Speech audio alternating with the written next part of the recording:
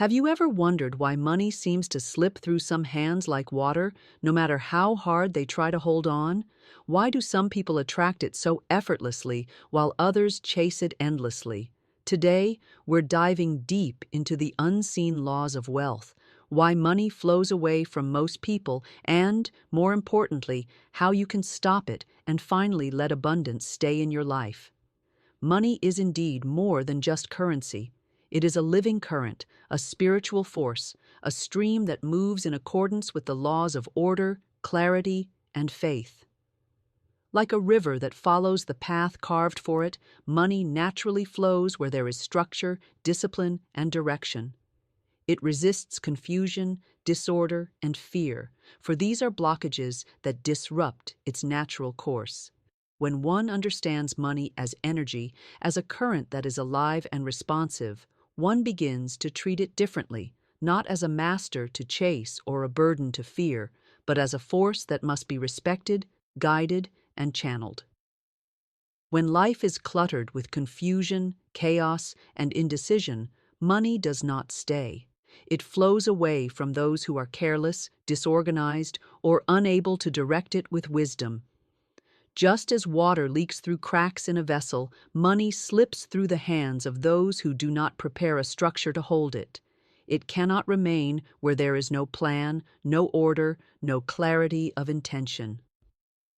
Many wonder why money disappears as quickly as it comes, but often the answer is simple: the channel was never built strong enough to contain the flow. Clarity is a magnet for money. When one is clear about their purpose, their goals, and their vision, money finds its way to them because clarity opens the path for action. A confused mind repels opportunity, but a focused mind attracts it. Those who set intentions, who declare with certainty what they desire and why, create a channel that money gladly travels through. The clearer the direction, the stronger the current. Just as a river moves swiftly when its path is straight, money moves with power when guided by a clear purpose.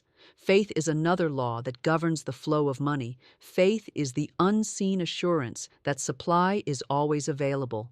It is the trust that what is needed will arrive in perfect time. Faith creates a vibration of openness, while fear creates a vibration of resistance. When one operates in faith, they are calm, confident, and steady, and money responds to that steadiness. But when one lives in fear, constantly worrying, doubting, and expecting lack, they choke the very stream they desire. Fear is a wall that blocks the current, while faith is the bridge that lets it flow. Money flows toward those who hold it with order. This means managing it with respect, being intentional with how it is spent, and preparing the ground for its increase. Order is not about rigid control, but about alignment. It is about treating money as a guest of honor, creating a home where it feels welcome and safe to remain. Where there is order, money multiplies. Where there is disorder, it scatters. Clarity gives money a mission. When you know why you want wealth, when you have a vision of what it will do in your life and in the lives of others, money finds a reason to stay with you. Money is not drawn to vagueness. It resists the fog of indecision. The one who says, "I do not know what I want, but I want more," is not heard by the universe. But the one who declares, "This is the purpose, this is the plan, this is the vision," will see money flow in with precision, because clarity is a command that opens the gate of supply. Faith keeps the current alive when circumstances appear otherwise. Many allow fear to cut off their abundance the moment challenges arise. They believe in supply only when evidence is visible. But true faith believes beyond sight, and this unwavering trust keeps the stream flowing even when outer conditions look dry. The current of money does not stop, it only changes direction based on the vibration you hold. Fear diverts it, but faith sustains it. Money, as a living current, responds to the energy of its steward. When you carry confusion, it grows restless and departs. When you hold fear, it withdraws into silence. But when you embrace order, clarity, and faith, money recognizes a safe channel through which to flow. It seeks the hands that respect it, the mind that directs it, and the heart that trusts it. Lack-minded words and thoughts push money away before it can arrive. Words are seeds, and every thought is a vibration that goes forth to shape reality. When the mind entertains thoughts of insufficiency, when the lips repeat phrases of shortage and struggle, the unseen forces of life respond with agreement. The law is exact. What one consistently declares, one eventually lives. To say, "I never have enough," is to decree lack. To think money is hard to come by is to block the very channels through which it seeks to reach you. Words spoken in fear of poverty carry the same creative power as words spoken in faith of abundance, yet they create opposite conditions. The unseen world does not distinguish between what one desires and what one fears. It only reflects what one believes and constantly affirms. When the mind is filled with lack, when conversations revolve around not having, and when worry dominates, money is pushed away. It cannot enter a consciousness that has locked the door through doubt and complaint. Money is sensitive to the atmosphere in which it is invited. If one speaks of it as scarce, difficult, or distant, then it remains scarce, difficult, and distant. Every time a person complains about prices, about never being paid enough, about bills being too heavy, they reinforce the pattern of lack. Complaint builds walls around prosperity, preventing the current of money from reaching them. Words spoken in frustration carry weight, and the more they are repeated, the more they carve grooves in the subconscious mind. These grooves become reality, shaping experiences of constant shortage. Life listens to the vibration of our words, not the hope hidden behind them. Thoughts carry equal power.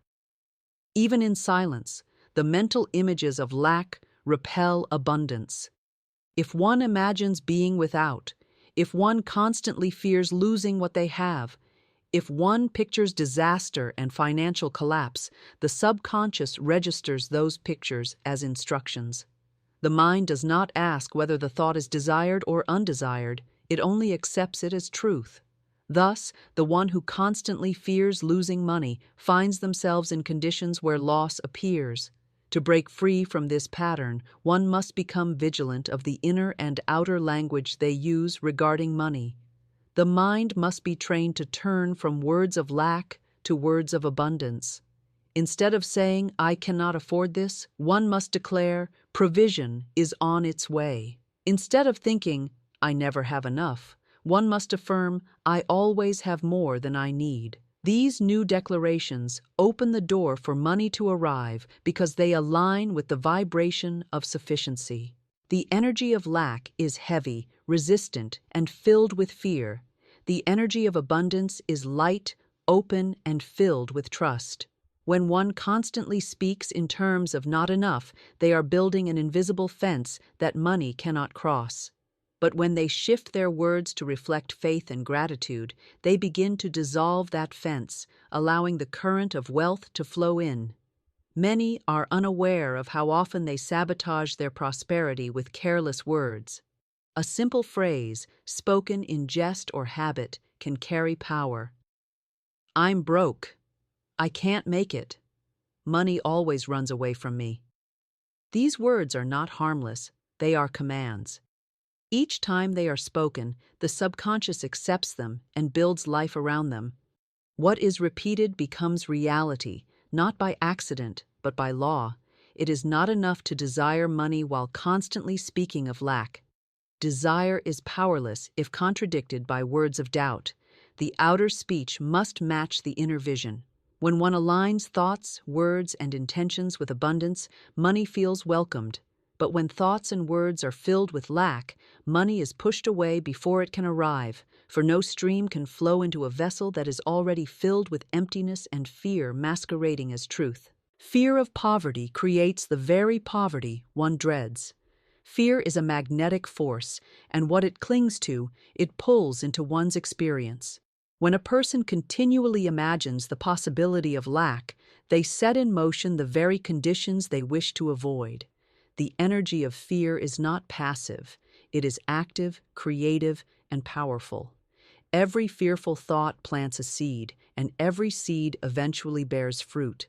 Thus, the one who dreads poverty unwittingly waters the soil of poverty with the constant rain of their fearful imagination. The fear of poverty shows itself in many subtle ways. It is in the anxious checking of bills, the restless worry about tomorrow, the suspicion that no matter how much comes, it will never be enough. It is in the hesitation to invest, the reluctance to give, and the tight grip on every coin as though letting it circulate means it may never return. This fear narrows the channels through which money can flow, creating a state of stagnation and limitation.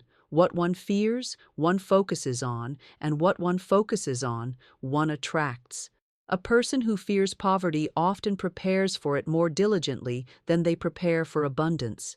They imagine loss, they rehearse disaster, they build their choices around avoiding ruin instead of embracing prosperity.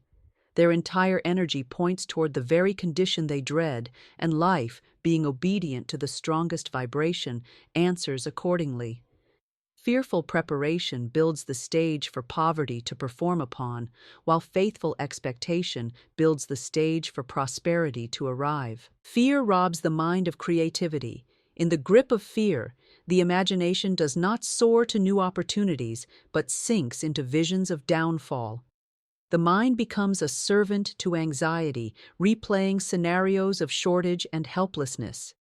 This paralyzes action, for one cannot step boldly into opportunities while expecting failure. Many who live under the shadow of fear miss the very doors of abundance that open before them, for fear blinds the eyes and deafens the ears to guidance. The fear of poverty also breeds desperation. A desperate person clings, grasps, and struggles, pushing money away with their energy. Desperation signals to the universe that one believes in lack, not supply. It is the fragrance of distrust, and it repels wealth. Money, like a free-flowing river, avoids the hands that clutch with panic. It flows instead toward the calm, confident soul who trusts that supply is endless and certain. Fear also creates self-fulfilling behaviors. A person afraid of poverty may undercharge for their work, believing no one would pay more. They may avoid opportunities that could bring increase, paralyzed by the thought of loss.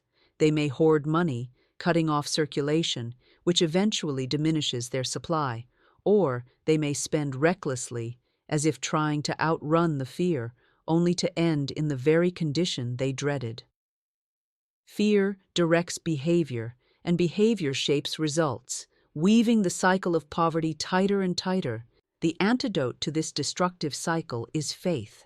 Where fear expects loss, faith expects supply. Where fear imagines disaster, faith envisions provision. Where fear tightens the hand, faith opens it in trust. Faith dissolves the shadow of poverty by affirming the endless stream of abundance. But as long as fear rules the mind, the vibration of poverty is broadcast into the world, and the world responds faithfully to that broadcast. Fear of poverty is not just an inner torment, it is a silent invitation to the very thing feared.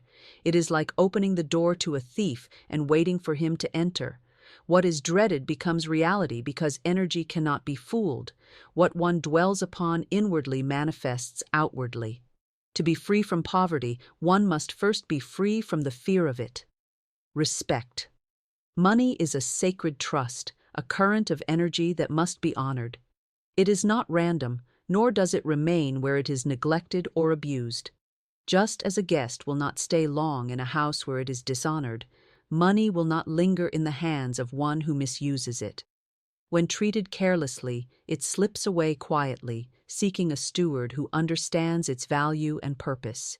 Misuse of money comes in many forms. Some squander it on meaningless indulgences, not from joy but from compulsion.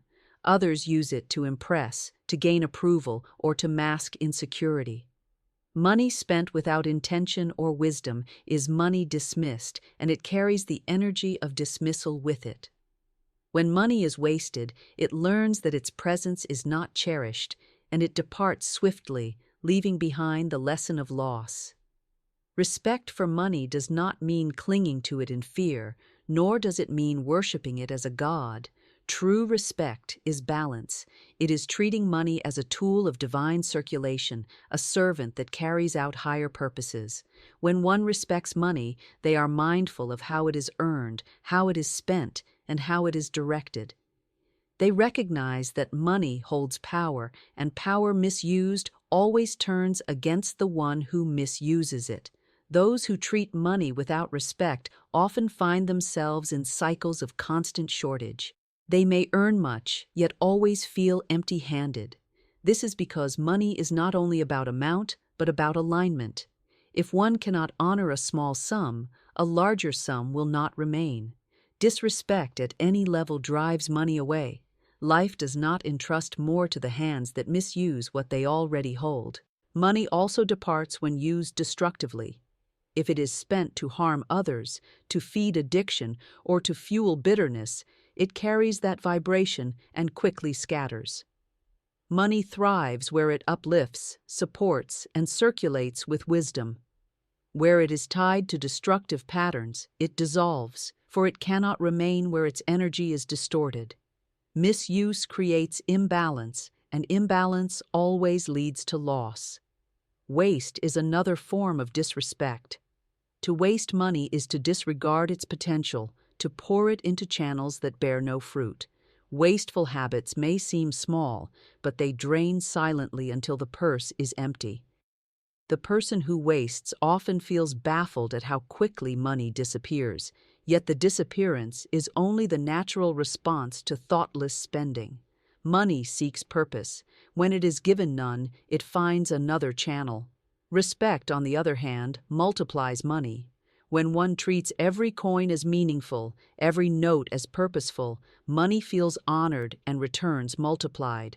Respect is shown in careful management, in gratitude for what is received, in mindful spending that aligns with vision. It is shown in generosity that flows from wisdom, not fear. It is shown in stewardship, the ability to direct money with dignity, not desperation. To treat money with respect is to recognize its role in divine circulation. It is to bless it when it comes and bless it when it goes, knowing it will return multiplied. It is to use it in ways that uplift, create, and build rather than diminish, waste, or destroy. When money is respected, it feels at home. It lingers, grows, and flows with grace. When it is misused, wasted, or dishonored, it departs, leaving behind only the echo of the lesson. Ungratefulness is a door through which wealth quietly slips away. Gratitude is the keeper of abundance, the energy that secures wealth and anchors it in one's life. Where gratitude is absent, money does not feel welcome, and it quietly departs to find a more grateful steward. Many do not realize that ingratitude is not just a lack of thankfulness, but a vibration that repels prosperity. It is the silent dismissal of blessings already present, and in that dismissal, the flow of increase is disrupted. When a person constantly complains about what they do not have, they send a message to the universe that what has been given is not enough. The law of life responds by withholding more, for why would abundance continue to flow into a vessel that refuses to acknowledge the gifts already received? Gratitude multiplies, but ungratefulness diminishes. It is not only money that slips away through ingratitude, but opportunities, relationships, and doors to progress as well. The ungrateful heart is like a closed hand. It cannot receive more because it does not honor what it already holds. Ungratefulness often disguises itself as dissatisfaction. People say, "I wish I had more," or "this is not enough," without realizing those words are commands. Such words are declarations of lack, and every declaration shapes experience. Instead of recognizing the seed of prosperity already planted, they trample it under the weight of discontent. Wealth cannot thrive in such soil. It shrinks back, leaving only barrenness where increase could have been. There are those who dismiss small beginnings, never pausing to bless the small income, the small savings, or the small opportunities they receive. They wait for something grand before offering thanks. Yet the law is exact. What is not honored in little cannot grow into much. Gratitude for the smallest coin draws more coins. Gratitude for the smallest door opens greater doors. The one who scorns little will never see much, for ungratefulness keeps expansion locked away. Ungratefulness also shows itself in comparison. When one looks at another's prosperity with envy instead of appreciation, they deny their own blessings. The energy of envy says, "What I have is not enough," and this energy pushes wealth away. The grateful soul, however, blesses the success of others, and in doing so attracts success of their own. What one praises, one draws closer, and what one resents, one pushes away. Money carries a delicate vibration, and it stays where it feels cherished. If a person receives money and immediately complains about how little it is, they send a message of rejection. Money does not argue, it simply withdraws. But when one blesses every coin, no matter how small, they create a welcoming channel for more. Gratitude is not about the size of what is received, but about the spirit in which it is held. Ungratefulness closes the eyes to abundance already present. A person may live surrounded by provision, yet feel empty because they fail to see it. They focus only on what is missing, and so they live in lack even while holding plenty. The mind that is ungrateful cannot perceive opportunities, and so opportunities pass by unnoticed. Wealth slips away not because it is absent, but because the ungrateful heart fails to recognize it. Gratitude, by contrast, is a magnet. It pulls more of what is appreciated into one's life. To say, "Thank you," with sincerity, is to open the door wider for wealth to enter. To bless money when it comes, to appreciate every provision, to speak words of thanks for every form of supply. This is how abundance is secured. But where ungratefulness reigns, wealth cannot remain. It slips out quietly, leaving the soul to learn that nothing grows in soil that refuses to honor the rain. Desperation repels money. Calm assurance attracts it. Desperation is the energy of lack, a silent signal that says, "I do not trust the supply of life." It carries with it panic, urgency, and fear, and these vibrations push money further away. Money, like a free-flowing current, resists the grasp of desperation.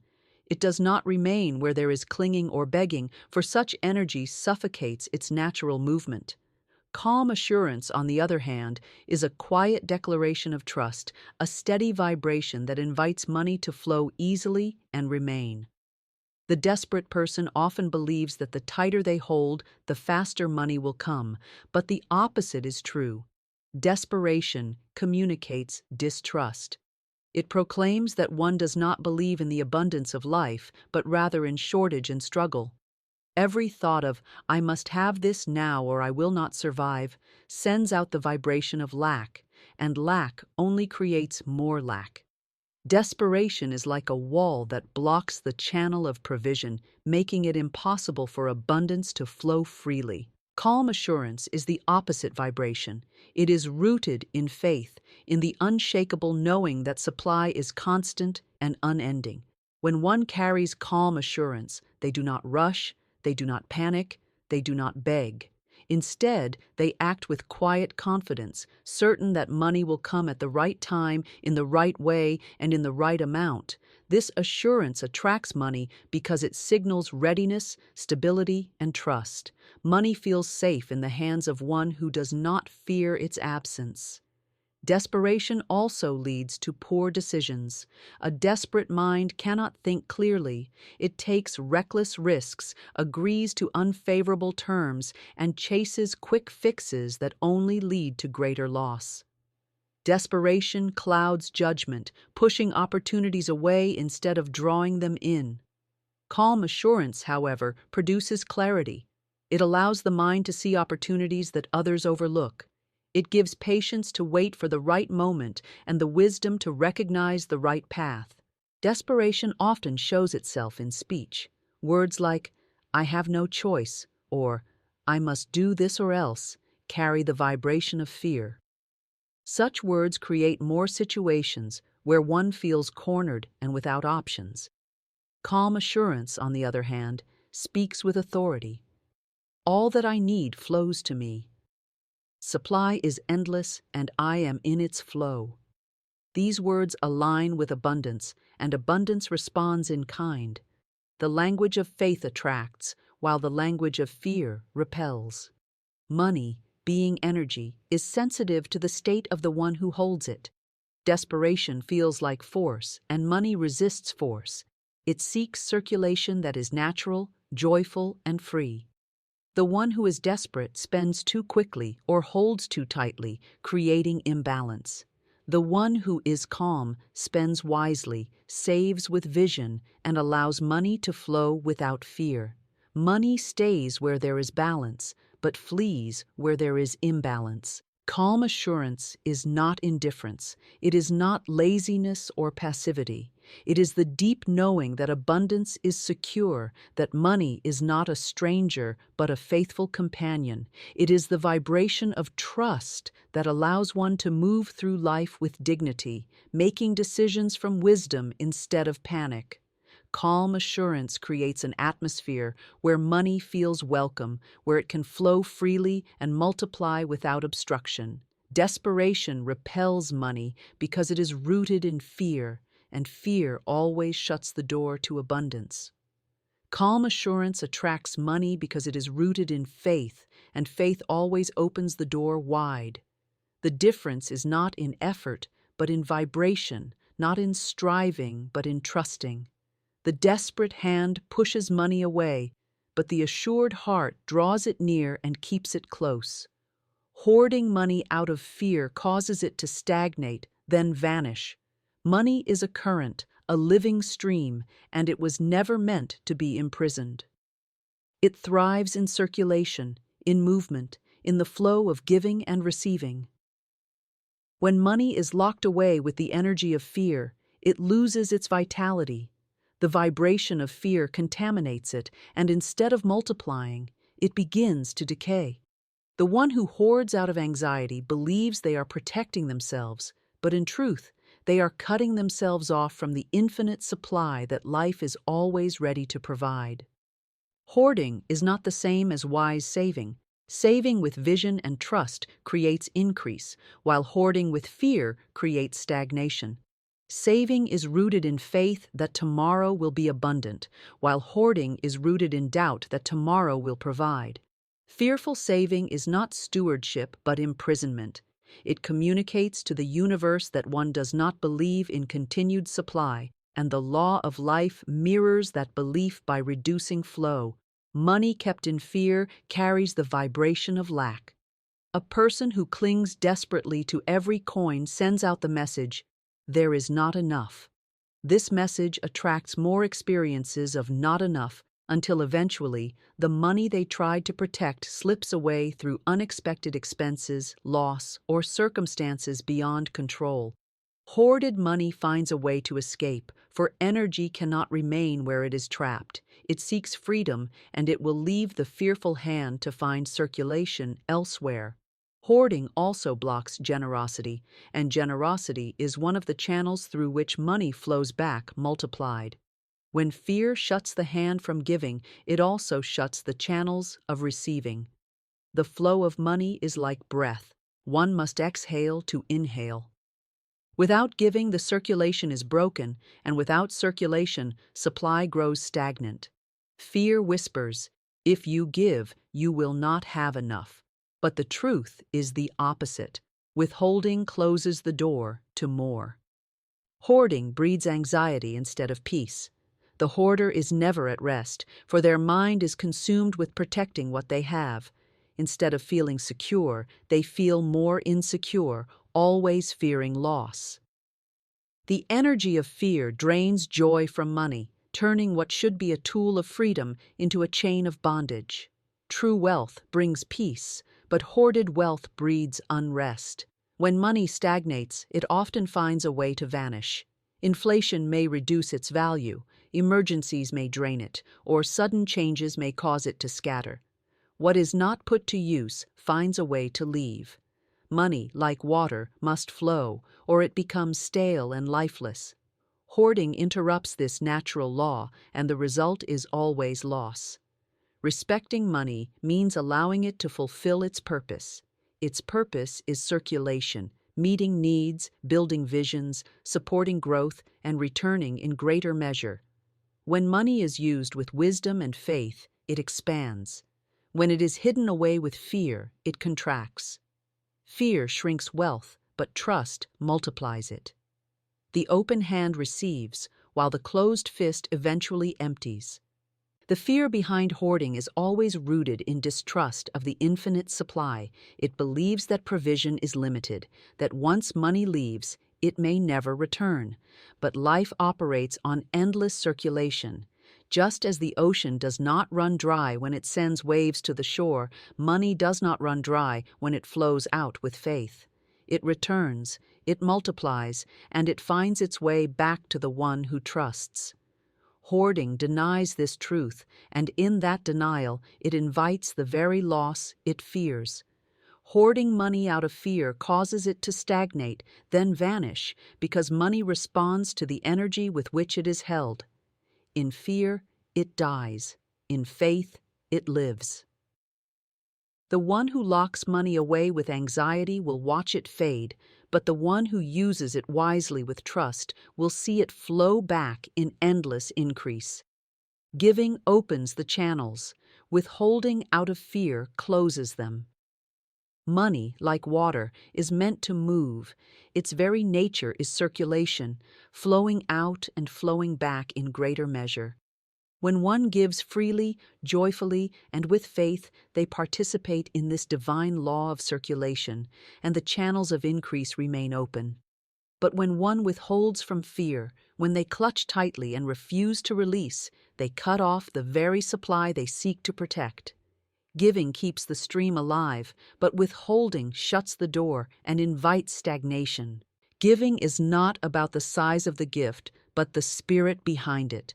A coin offered with faith carries more power than a fortune given in fear. The heart behind the giving determines its vibration, and vibration is what returns multiplied. Giving affirms abundance. It declares, "There is more where this came from," and that declaration calls more into being. Withholding out of fear declares, "This is all there is, and I cannot afford to release it," and that declaration produces conditions where indeed there is no more. When one gives, they send out a current of energy that must return. The universe abhors a vacuum. Whatever is released with faith draws something greater to fill the space left behind. This is why generous souls never lack for long. Their giving keeps channels wide open, ensuring that money, opportunities, and blessings continually find their way back. Withholding, however, creates blockage. It holds everything in, leaving no space for new supply to enter. Fear is the root of withholding. It whispers, "If you give, you will not have enough." It convinces the mind that safety lies in clutching, hoarding, and guarding every coin. But this is an illusion, for fear is the true thief. It blinds the soul to the abundance of life and chains money with the energy of lack. Money held in fear cannot multiply. It grows stagnant, and stagnant energy always withers. Giving proves faith. It is an action that says, "I believe in endless supply." It turns belief into motion and words into reality. To give is to trust that the hand that opens will not remain empty, but will be filled again. Those who give joyfully live in the vibration of trust, and trust is magnetic. Money is drawn to the atmosphere of confidence and generosity, not to the atmosphere of fear and grasping. The act of withholding often brings the very condition it seeks to avoid. The one who withholds, because they fear lack, often finds themselves experiencing lack. They may have money stored away, but it feels never enough. Their focus on keeping rather than circulating creates the energy of shortage. By contrast, the one who gives even in small ways often finds their needs met in unexpected ways. Doors open, opportunities appear, and supply flows from unseen places because giving activates the law of return. Giving also transforms the heart. It breaks the chains of greed, loosens the grip of fear, and opens the soul to joy. Money given in love carries a blessing that returns multiplied. It may return as money or as peace or as opportunities that money alone could never buy. Withholding closes not only the financial channel, but the emotional and spiritual channels as well. Fearful withholding makes the soul smaller, while generous giving makes it expand. The law is simple. What you release with trust returns in greater measure, and what you withhold in fear eventually slips away.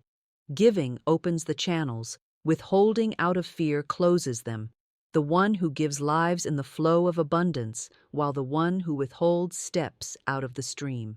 To remain in supply, one must release with joy, for every act of giving is an invitation for wealth to return in greater form. Money flows to prepared hands, not careless ones. Money is a living energy that seeks out order, structure, and readiness. It does not remain in the hands of the unprepared, for carelessness scatters it like seed thrown on barren ground. Preparedness, on the other hand, creates fertile soil where money can take root, grow, and multiply. The one who is disciplined, organized, and intentional becomes a vessel through which money can flow freely and safely. The careless one, however, finds money slipping away as quickly as it arrives, for money resists chaos and dishonor. Prepared hands are steady hands. They know what to do when money comes. They have a plan, a vision, and a purpose ready for the flow of abundance. When money arrives in such hands, it feels welcome, secure, and valued. It is not wasted, but directed. It is not scattered, but multiplied. Money thrives where it is given direction, and prepared hands always provide that direction. Careless hands treat money without respect. They spend without thought, scatter without vision, and ignore the responsibility that comes with provision. Such hands leak abundance, for money cannot remain where it is dishonored. The careless may believe that wealth slips away by accident, but in truth, it departs by law. Money flows away from confusion, disorder, and misuse, seeking instead the order and clarity of prepared stewardship. Preparation is not merely about budgets and accounts, though these are important. Preparation begins in the mind. The prepared soul has a clear vision of what wealth is for. They know the difference between needs and wants, between waste and investment. They understand that money is a tool, not a master, and they are ready to use it wisely when it comes. Mental preparedness is what sets apart the one who multiplies wealth from the one who loses it. Prepared hands are also grateful hands. They treat even the smallest coin with honor, knowing that respect for little invites greater supply. The careless often despise small beginnings, throwing away opportunities because they seem insignificant. But money tests the heart through small amounts before entrusting larger ones. If a person is careless with little, they will be careless with much, and money will not stay with them. The prepared hand blesses the small, and by blessing it, makes room for greater abundance. Careless hands live for the moment without regard for tomorrow. They spend impulsively, driven by desire rather than wisdom. This short-sightedness pushes money away, for money thrives in environments of foresight, patience, and discipline. The prepared hand, however, looks ahead. It saves with intention, invests with vision, and spends with faith. It creates a future for money to flow into, ensuring that abundance does not end with today but continues into tomorrow. Prepared hands also attract opportunity. Money often comes not as coins falling from the sky, but as doors that open, ideas that arise, and partnerships that form. The prepared soul recognizes these doors and walks through them boldly. The careless soul overlooks them, blinded by distraction or fear. In this way, preparation not only keeps money, but also draws more of it, for life rewards readiness. Money flows where it is trusted, and it trusts the prepared. Just as water seeks the lowest point to settle, money seeks the strongest vessel to rest in. The careless vessel leaks, but the prepared vessel holds. To prepare is to declare to life, I am ready for more. And when life hears that declaration backed by discipline and vision, money flows accordingly. Money flows to prepared hands, not careless ones, because preparedness is a magnet for abundance. Carelessness repels, but readiness attracts. The one who honors money through order, clarity, and vision becomes a trusted steward, and money always seeks the steward who knows how to keep it safe, how to use it wisely, and how to multiply it faithfully. Inner images of lack shape outer reality of scarcity. The unseen pictures we hold in the mind are powerful magnets, drawing into form the very conditions we dwell upon. The mind is a womb, and whatever is impressed upon it with feeling and repetition eventually gives birth in the outer world. If the inner picture is one of insufficiency, of never enough, of constant struggle, then life must produce those conditions in visible form.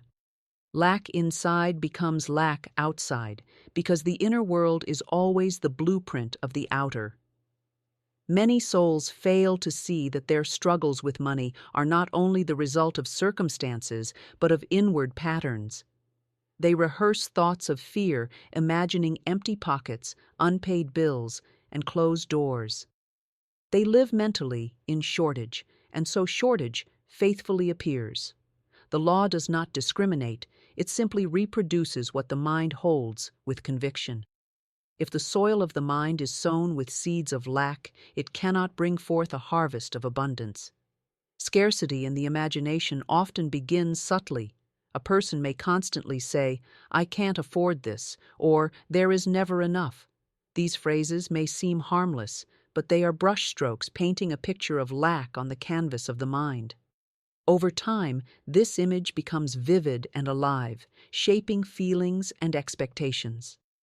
Life then reflects it, for outer conditions bend to the inner mold.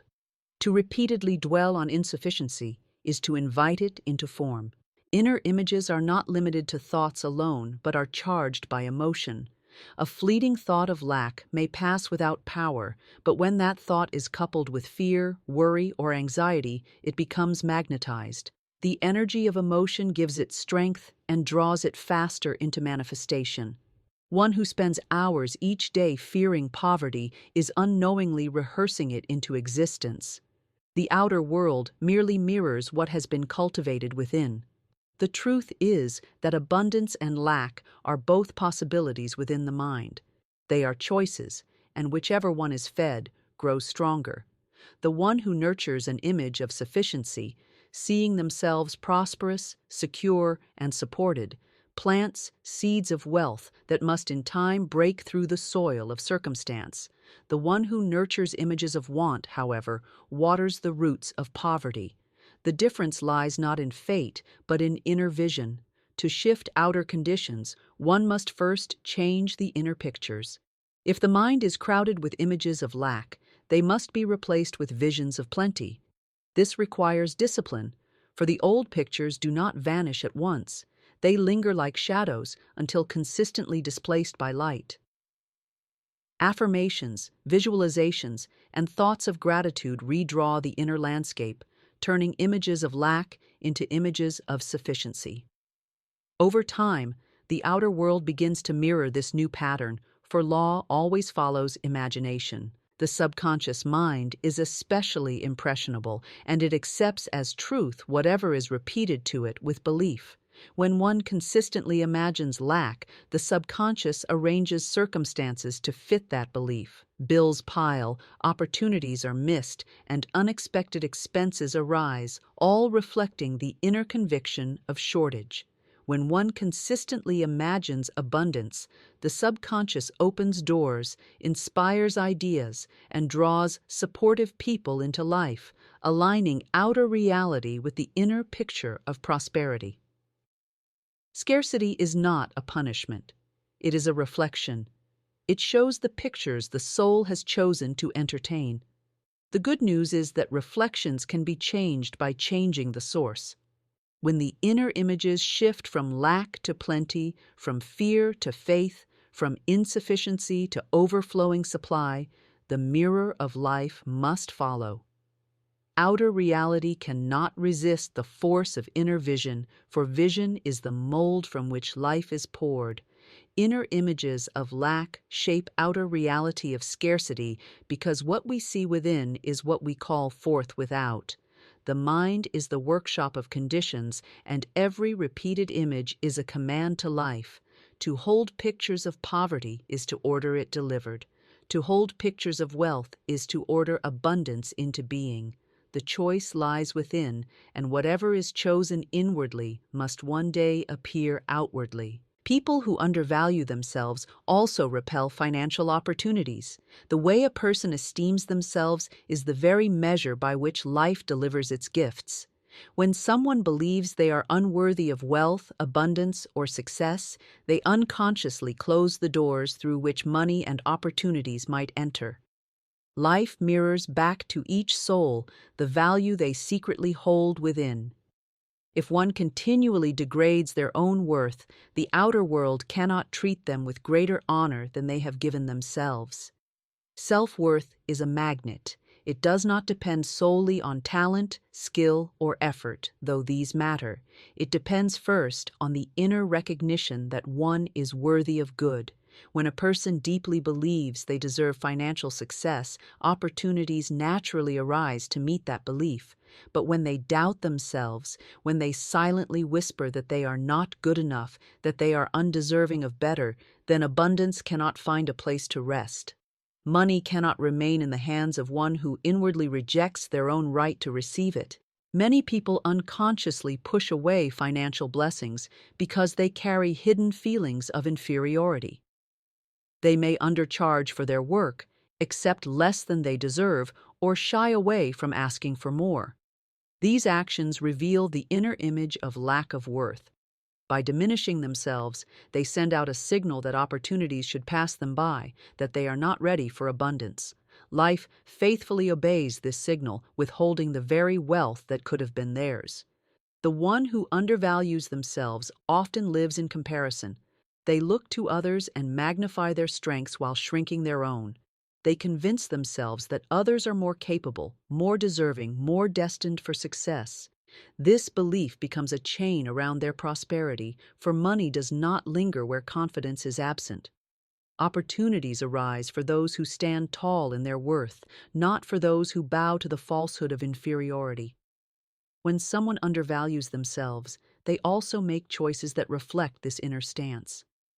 They may remain in jobs that underpay them, accept partnerships that drain them, or hesitate to pursue dreams because they doubt their ability to succeed. Each of these choices becomes a door closed to abundance. The universe seeks to pour out blessings, but self-devaluation locks the vessel shut. Money cannot enter where self-worth has barred the way. True financial opportunities are drawn to confidence, not arrogance, but a quiet assurance that one's work, presence, and contribution have value. This assurance is not pride, it is alignment with truth. Every soul is worthy of prosperity, yet only those who claim it inwardly can experience it outwardly. The one who honors their own value naturally sets prices that reflect it, speaks with authority that confirms it, and walks with a presence that attracts it. Life responds by sending opportunities that match this level of esteem. Self-worth also determines how money is handled once it arrives. Those who undervalue themselves often sabotage their blessings, spending unwisely or letting fear drive them into poor decisions. Deep down, they do not believe they deserve to keep what they have received, and so it slips away.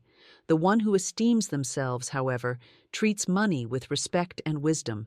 They believe they are fit to handle wealth, and wealth abides with them. The act of valuing oneself is therefore not selfish but essential. It is a declaration to life: I am ready to receive. It aligns the inner world with abundance, creating a magnetism that attracts financial flow. To see oneself as unworthy is to repel opportunity, but to honor oneself as deserving is to open the gates of prosperity. Self-value is the soil from which financial opportunities grow, and without it, abundance finds no place to root. People who undervalue themselves also repel financial opportunities because life cannot give to one who does not first give to themselves. The measure of inner worth sets the measure of outer supply, and until one raises their valuation of self, money and opportunity will continue to pass them by in search of a vessel prepared to receive them. Complaints about never having enough keep the cycle alive. Words are powerful currents, and every spoken phrase sets unseen forces into motion. To constantly declare lack is to give it breath, to clothe it with energy, and to call it into continual existence. A complaint is not a harmless venting of frustration, it is an affirmation spoken in reverse. It imprints upon the mind the image of shortage and trains the subconscious to expect more of the same. Life, hearing the steady cry of never enough, answers faithfully by providing situations that prove the words true. When people complain, they do not realize that they are rehearsing scarcity into their lives. Each utterance of dissatisfaction reinforces the belief that abundance is far away, that prosperity is for others but not for them. The more they speak of insufficiency, the more they notice it, and the more they notice it, the more real it becomes.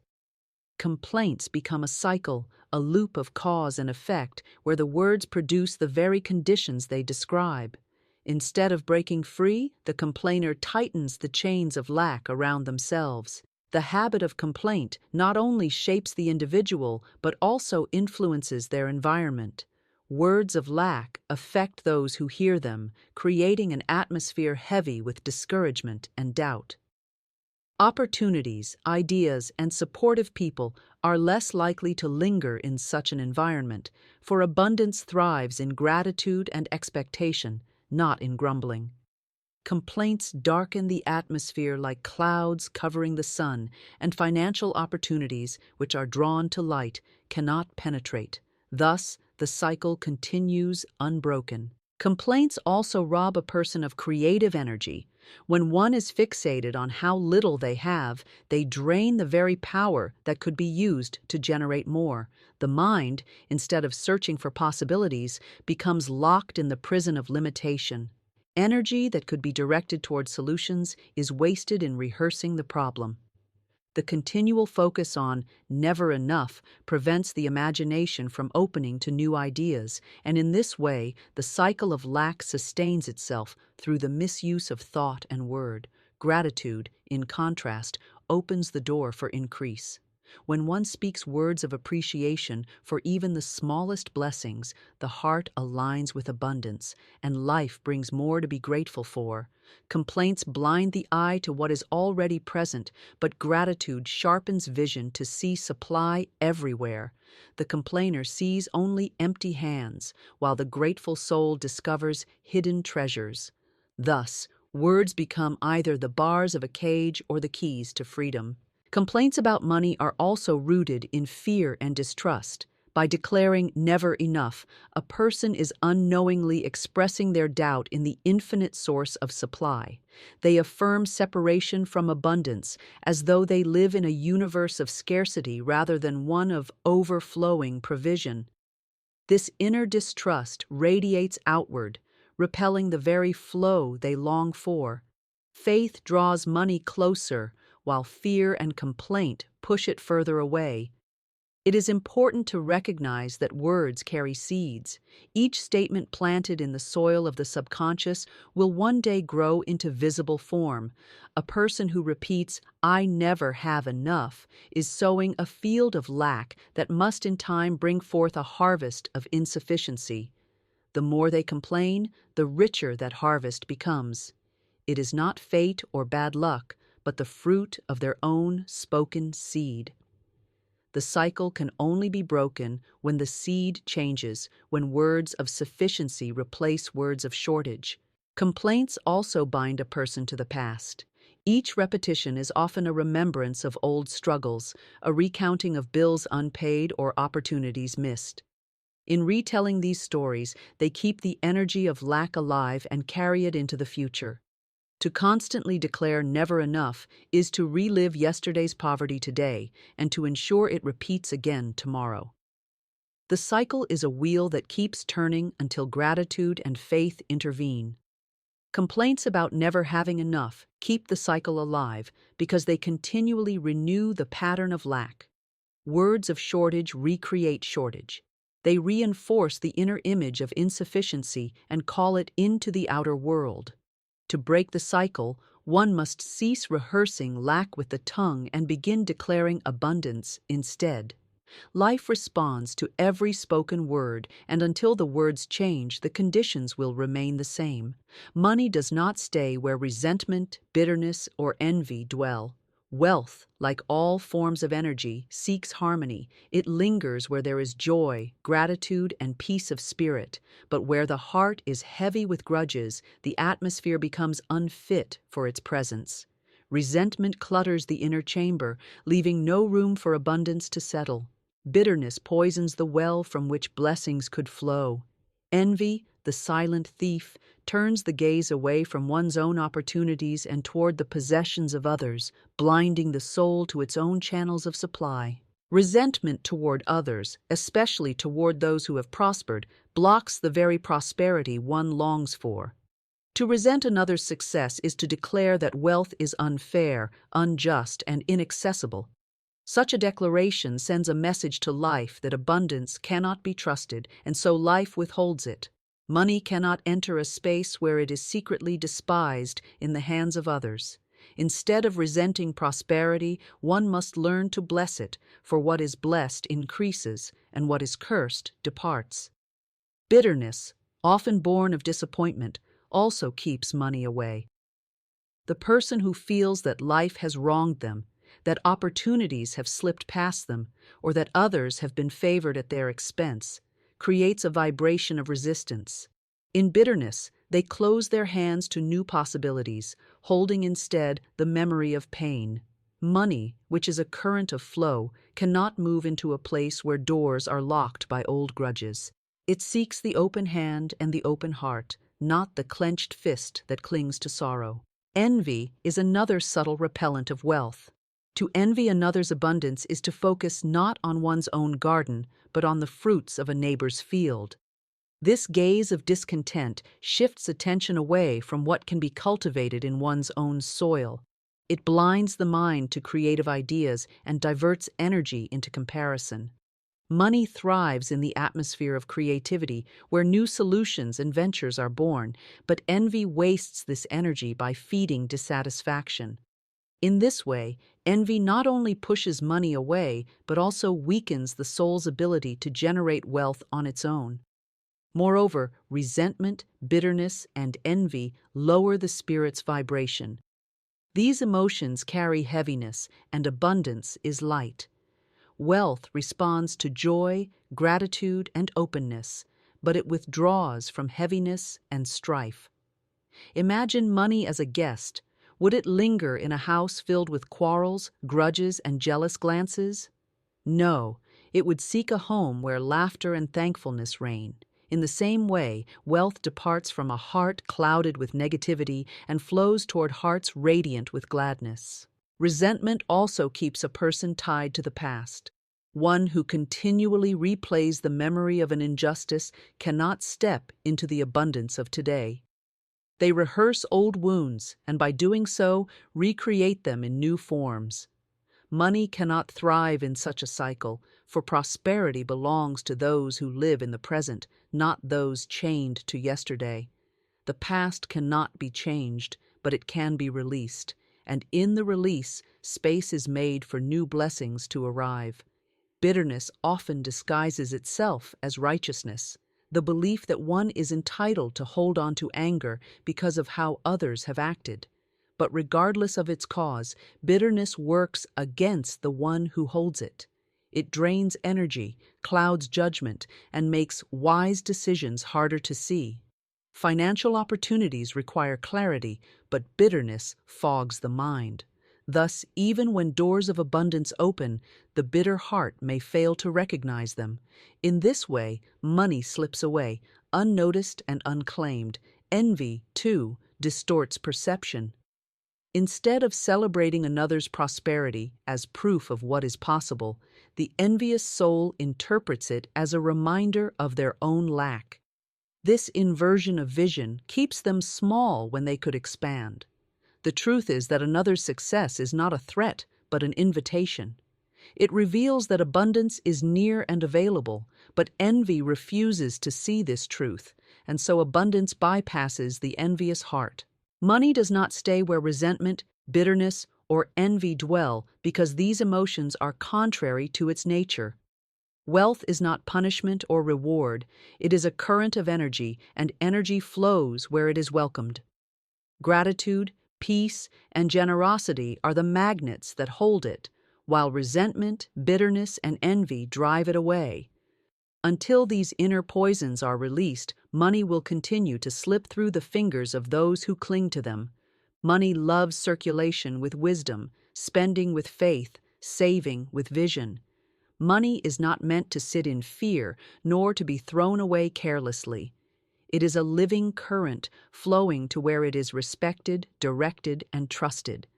Like blood in the body, money must circulate to give life, yet it must also be preserved with intention to sustain the future. Those who understand this balance live in harmony with abundance, while those who fall into fear or recklessness find money slipping from their grasp. Spending with faith means releasing money with the assurance that more will return. It is not blind extravagance, nor is it wasteful indulgence. Rather, it is the confident act of sowing into life, knowing that supply is infinite and replenishment is certain. Fearful spending says, I must spend before I lose it. Faithful spending says, I release this with joy, and it multiplies as it returns. The energy of faith attached to every transaction creates a circulation that invites more money to flow back. When money is spent in fear, it carries the vibration of loss. The person who parts with money grudgingly, worried they may never see it again, sets in motion a law of scarcity. They attract more lack because their belief in loss becomes the magnet for further depletion. On the other hand, when money is released with faith, whether paying bills, buying necessities, or investing in dreams, it carries a blessing. It blesses the giver, the receiver, and the cycle itself. Faithful spending acknowledges money as an endless river, not a stagnant pond. Saving with vision is equally vital. Savings born out of fear create stagnation, but savings born out of vision create expansion. Fear hoards, clinging tightly, expecting disaster. Vision saves with purpose, expecting opportunity. The difference is subtle, but profound. One says, I must keep this or calamity will come. The other says, I set this aside because greater doors will open.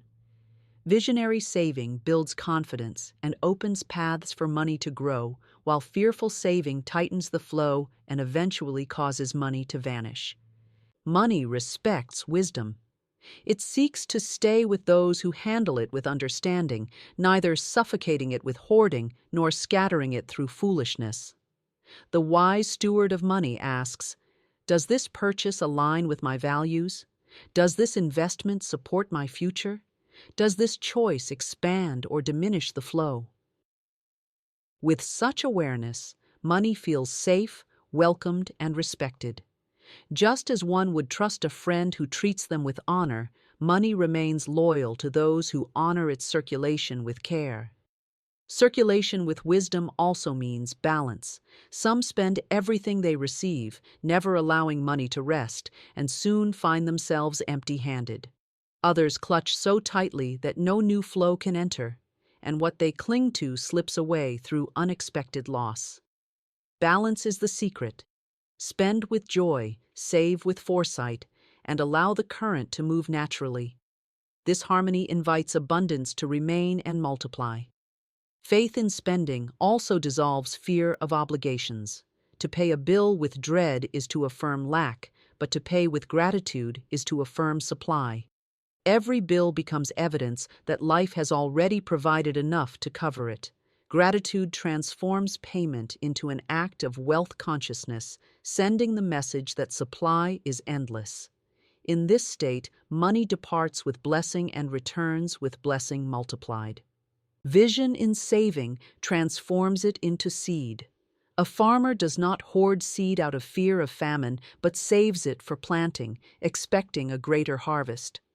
Likewise, when money is saved with vision, it is reserved not for fear, but for future abundance. Such saving attracts opportunities, for money responds to expectancy.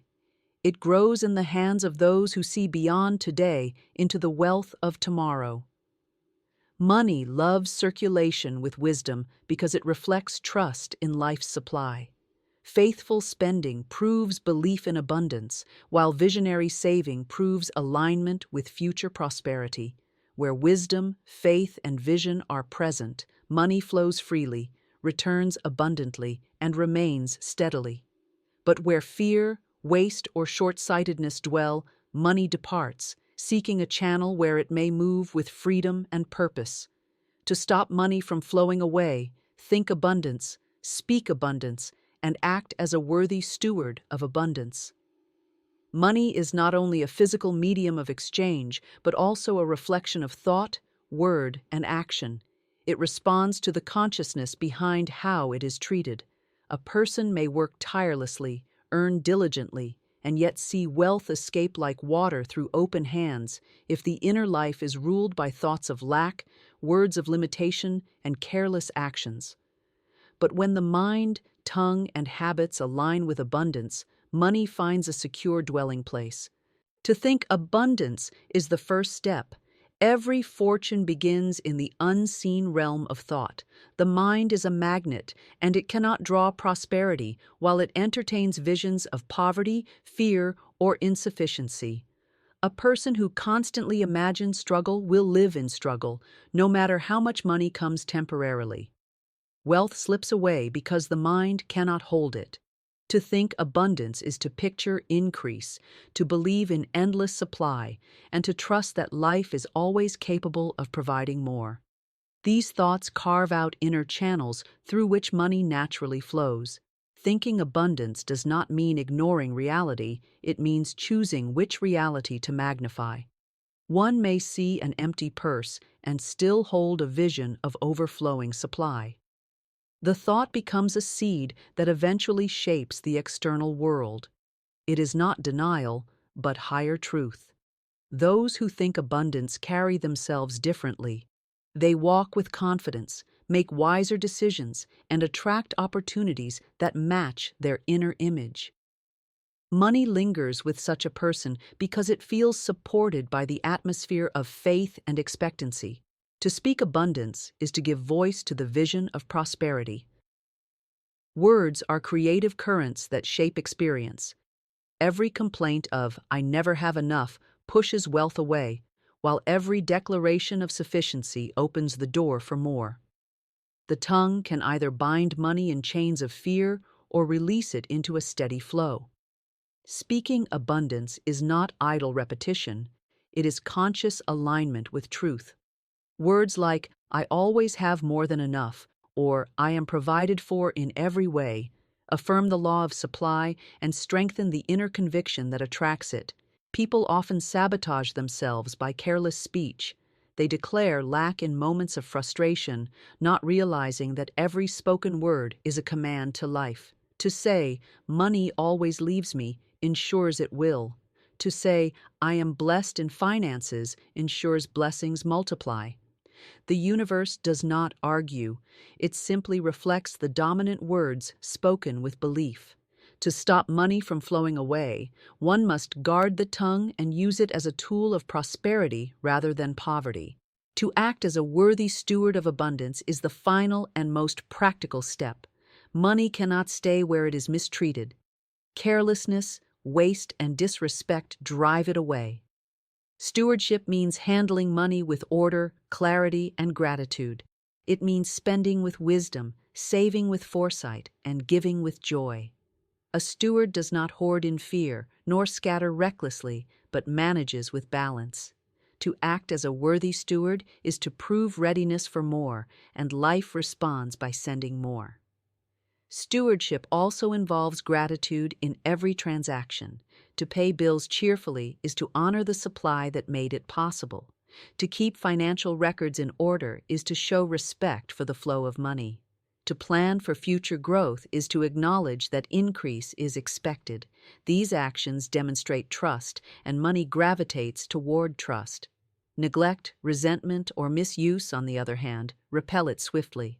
When thought, word, and action unite, money no longer slips away. Thinking abundance builds the inner foundation. Speaking abundance sets the vibration into motion. Acting as a steward anchors the flow in the material world. The three together form a circle of prosperity. Thought creates the vision, word confirms it, and action secures it. Life cannot withhold wealth from one who aligns all three, for such a person becomes a faithful channel through which abundance moves freely and continually. In truth, money is never the problem. It is only a mirror reflecting the state of the mind, the tone of the tongue, and the discipline of the hands. When confusion, fear, or resentment govern, money will slip away. When gratitude, clarity, and vision take root, money flows steadily. To hold wealth is not to clutch it in panic, but to honor it as a divine current meant to circulate, bless, and multiply. The laws are simple. Think abundance, speak abundance, and act as a worthy steward of abundance. Whoever aligns with these laws finds that money no longer departs in haste, but abides, grows, and serves its higher purpose of freedom, growth, and blessing.